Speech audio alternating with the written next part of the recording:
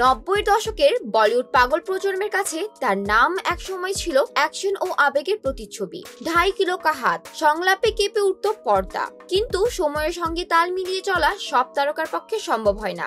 সানি দেওলও ছিলেন এমন এক নাম যাকে সিনেমা হলে পাওয়া যাচ্ছিল ঠিকই, কিন্তু মনে রাখার মতো পারফরমেন্স যেন অনুপস্থিত ছিল।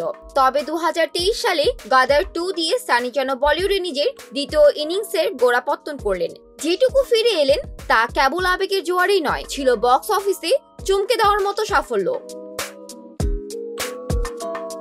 গাদার 2 এর পর যেন সব হিসাব নিকাশ বদলে যায়। ভারতীয় গণমাধ্যম থেকে জানা যায় সানি দেওল তার পারিশ্রমিক বাড়িয়েছেন 6 গুণেরও বেশি। গাদার 2 এর জন্য যেখানে নিয়েছিলেন মাত্র 8 কোটি রুপি, সেখানে নতুন সিনেমা জাটের জন্য পেয়েছেন 50 কোটি রুপি। আজই প্রেক্ষাগৃহে মুক্তি পেয়েছে গোপীচাঁদ মালিনী পরিচালিত সানি দেওলের নতুন সিনেমা জাট।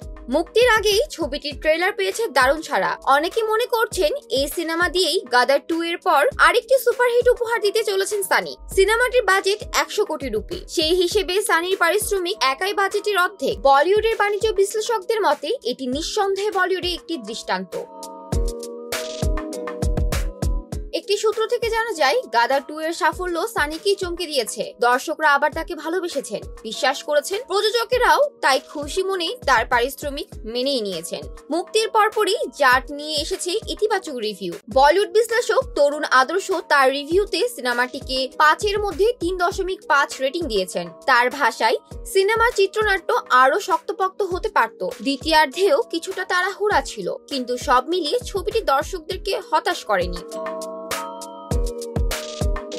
বিশেষ করে সানির অ্যাকশন দৃশ্য আর রণদীপ হুদার দুর্দান্ত অভিনয় দর্শকের মন ছুঁয়েছে। এই দুই তারকার মুখোমুখি লড়াই সিনেমার অন্যতম আকর্ষণ। সানির পাশাপাশি এই অ্যাকশন থ্রিলার সিনেমায় আরো অভিনয় করেছেন রণদীপ হুদা, রেজিনা ক্যাসেন্দ্রা, বিনীত কুমার সিং এবং সাইমি খের। তাদের উপস্থিতি ছবির ব্যালেন্স ধরে রাখতে সাহায্য করেছে।